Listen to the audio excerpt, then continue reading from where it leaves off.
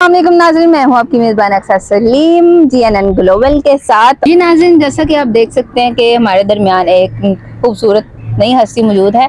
ये हमें पार्क में मिले हैं और शायरी बहुत ही दिलचस्प करते हैं और सुनने वाली शायरी है जो कि दिल की तारों को हिला देती है।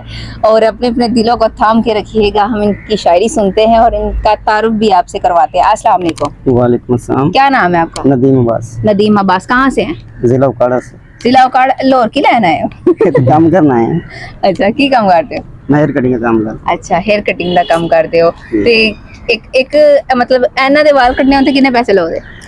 लोग 300 ले रहे हैं, मैं 150 ले रहा हूँ। ਤੇ ਗੰਜਾ ਕਰਨ ਦੇ ਕਿਤੇ ਲਓ? फिर 200 लाऊंगा, फिर क्योंकि लेट आएंगे बाहर। ਅੱਛਾ, हाँ। 200 ਲਾਗੇ ਤੇ ਰਮਜ਼ਾਨ ਸਾਹਿਬ ਪਰ ਅਟੈਂਡ ਕਰਵਾਣੀ ਵਾਲ ਇਹਨਾਂ ਥੋੜੇ ਨੇ। फिर पलिया नहीं, ये ਤੁਹਾਡੇ वास्ते फ्री होगा। ਅੱਛਾ, ਹਾਂ। ਇਹ ਫ੍ਰੀ ਤੁਹਾਡੀ ਵਾਲ ਵੇਖ ਕੇ ਕਹਿ ਰਿਹਾ।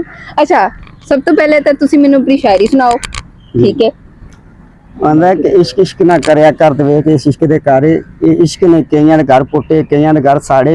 इश्क मोहन आए जेड़े नैना दे मंजारे, जट्टां दे पुੱਤਰ जोगी हो गए छड़ के तख्त हजारे। वाह, क्या बात है।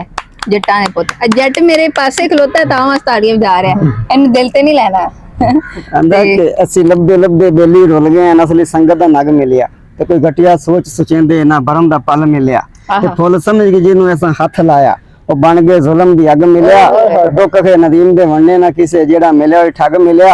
ਅੱਗ ਬਾਲ ਕੇ सेकते हैं, अज डंग मारे पीछे वक्त वेखे हैं। वाह जी वाह, क्या बात है। आप इतनी दुखी शायरी क्यों करते हैं? बस पहले मोहब्बत करता था, अब शादी हो गई।